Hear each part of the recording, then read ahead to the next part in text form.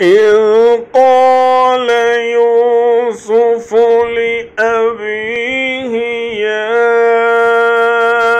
أبت إني رأيت 11 كوكبا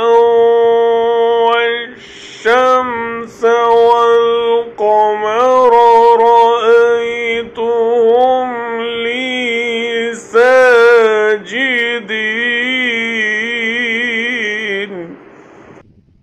قال يا بني لا تقصص رؤياك على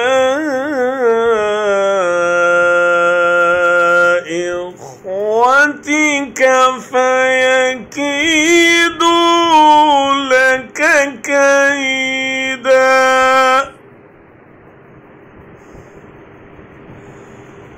إن الشيطان